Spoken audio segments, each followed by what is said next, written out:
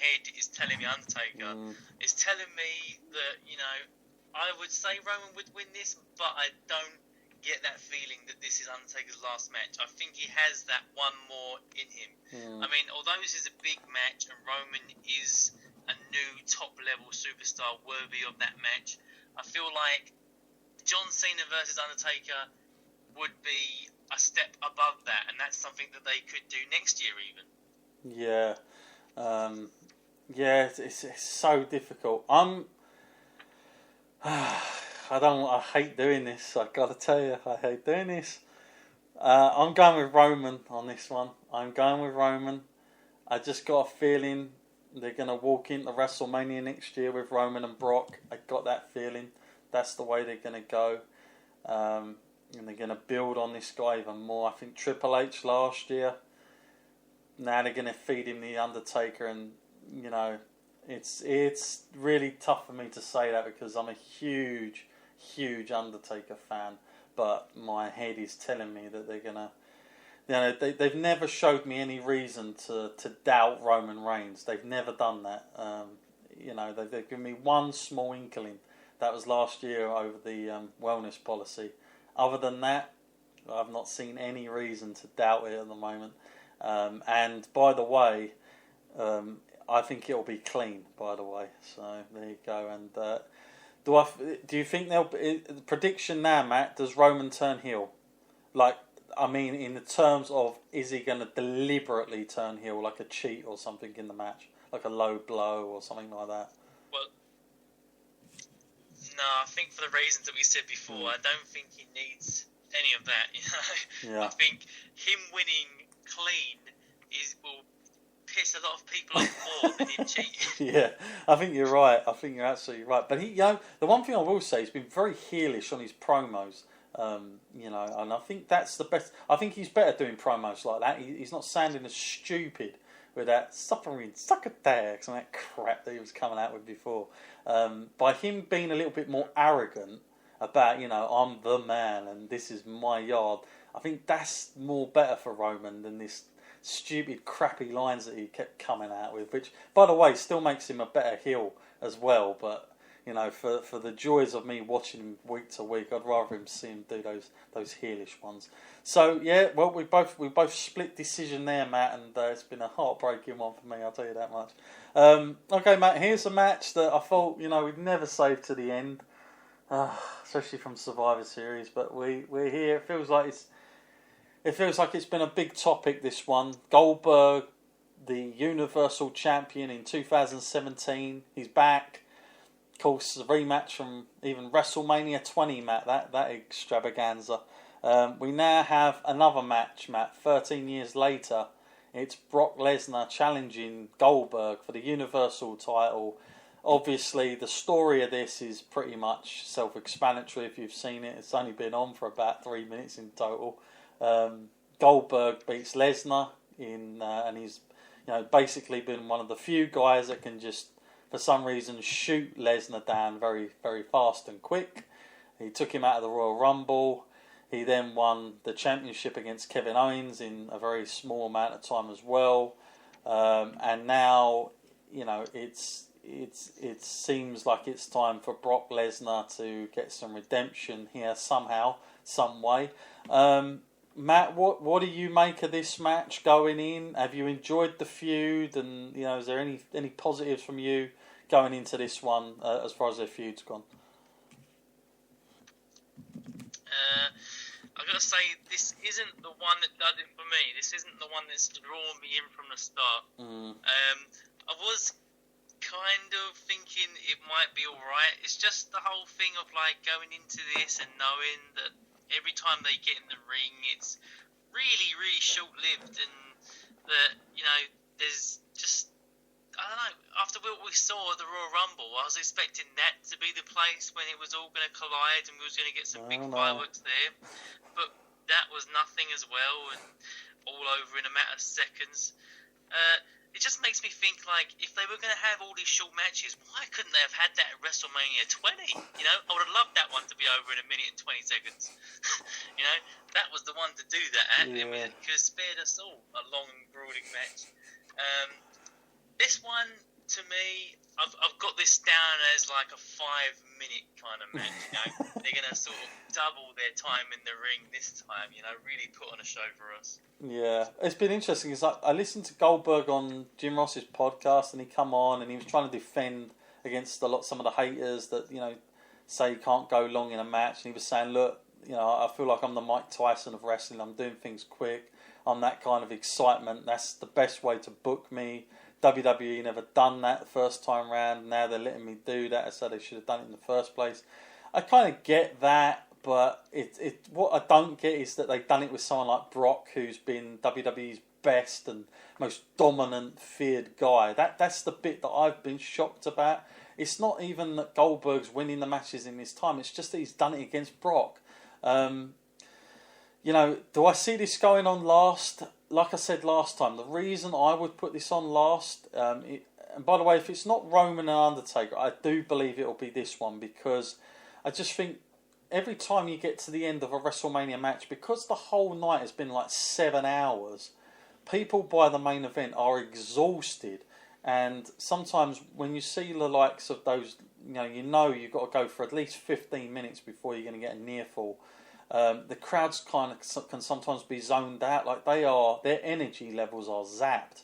And I feel like with Goldberg and Brock, that wouldn't be a problem, because it'll almost be like if you blink, you might miss it. So everybody will be on the edge of their seats to see when it will end. And I think it will have that big match feel, despite it not going down as maybe, the most epic match of all times.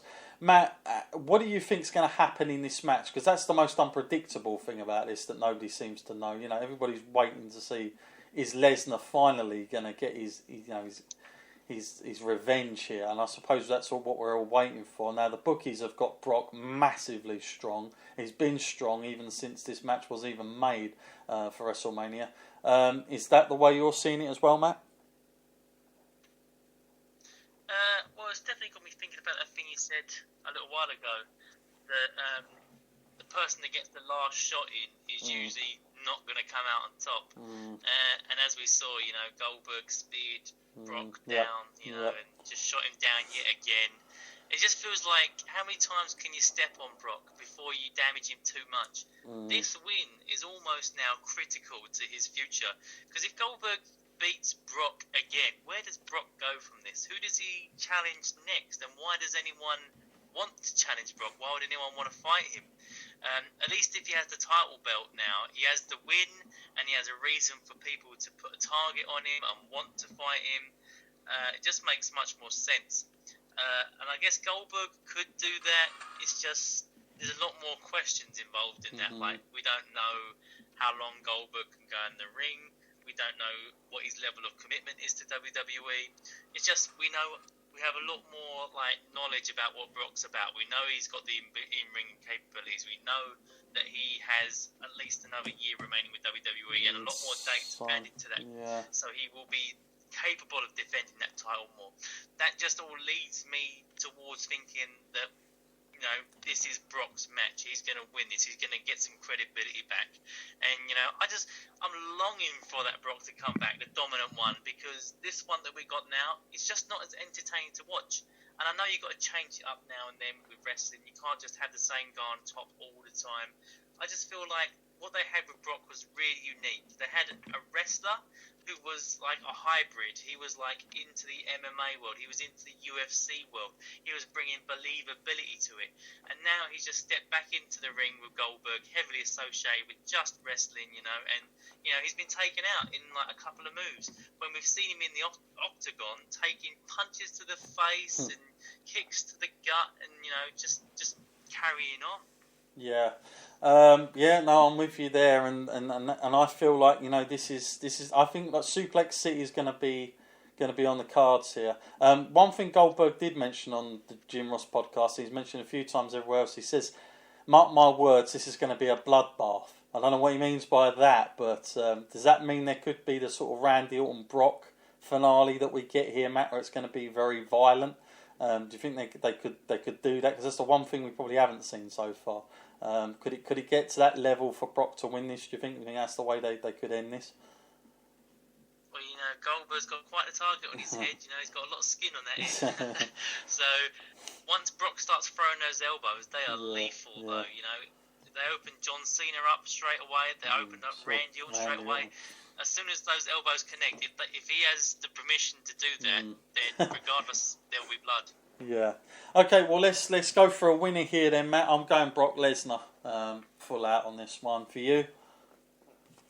Yeah, I'm definitely going with Brock. He needs this, and also the entertainment factor is much more on the Brock side. Sure.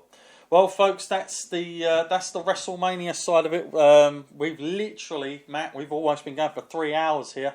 We're counting down now to the end of our show, so I'm going to try and get as many questions in as we possibly can.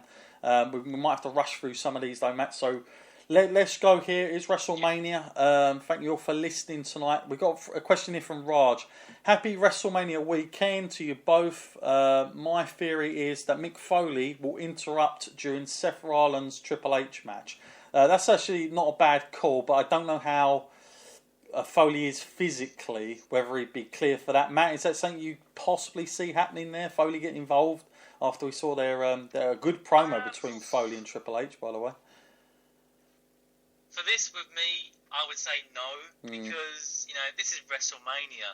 How silly would WWE look if they let Mick Foley into the building, you know? After they chucked him out, you know, they made him walk out that door, and they made him feel like he wasn't welcome. Yeah. And if security is so lax that they just let Mick Foley walk back into the building, it'll be a little bit questionable about how they run things. But, yeah, there'll be so much going on. For me, if something like that was to happen, it would be on the Raw after. Yeah, no, totally with you there. Okay, Paul Doby. I'm all pumped for weekend. Mainly NXT TakeOver is looking the most promising. There you go. Of course, Mania is Mania. The sheer spectacle normally always gives it a pass. My question is, should WWE have used Owens as the Universal Champion up against, say, Brock? Yes, I definitely would go with that. Matt, how about you? Yeah, I'll go with that as well, I'd say, yeah. Yeah. Okay, now we've got another one here from UT. Interesting name. Heard a rumour that Brock Lesnar is in Orlando and will have a match. I've not heard anything like that. Got to say, Matt, have you heard anything? Is The Rock having a match at WrestleMania that nobody knows about yet?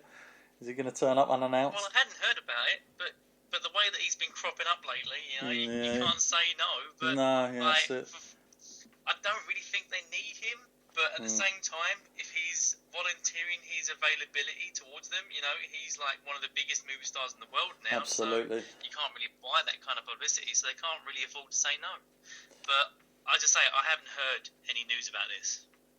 No, yeah, I'm with you there. I've not heard that news either, and yeah, I'm not doubting The Rock's going to be around. You know, could possibly be around. I mean, listen, it ain't going to take him long to get in Orlando, is it? I mean, he's got literally everything to get in. I'm sure he's got the money to fly in privately. Okay, let's take the last couple of questions then, and stuff. And Anthony Reynolds says Goldberg will smash Brock, then go on and smash Seth Rollins and Roman Reigns. So Anthony Reynolds is a huge Goldberg fan there, Matt. And just to end things now, V-Top. Guys, this is an interesting one, Matt. Mean Street Posse to help Shane. What do you reckon? And also Broken Matt to delete the New Day. And Triple H to win. Another one there for Triple H. Matt Hardy, and you know, Jeff Hardy recently has downplayed this. I heard an interview of him. He's downplaying it, whether he's doing a good job of trying to do that to make sure it gets the buzz it needs. What do you think on the Hardys showing up, Matt? Are we going to see Broken Matt, or is that not going to happen? Oh, that would be very interesting, wouldn't it? I mean, that is the kind of thing that is a big shock at WrestleMania. So if they could pull that off, I'd say that they should, because, you know, jump on this while it's hot. There's only so much time left in this, you know, before it gets a little bit stale. And I would say do it. It makes a great viewing for the Raw after. Well, must-see TV if they do that. Absolutely. Well, folks, we're out of time, but I want to thank everybody who's listened. We are literally at the end of the show, so I've got to say goodbye. From me and Matt, have a great WrestleMania. Be back with us Monday. Don't forget the competition. We'll see you then, folks. Have a good one.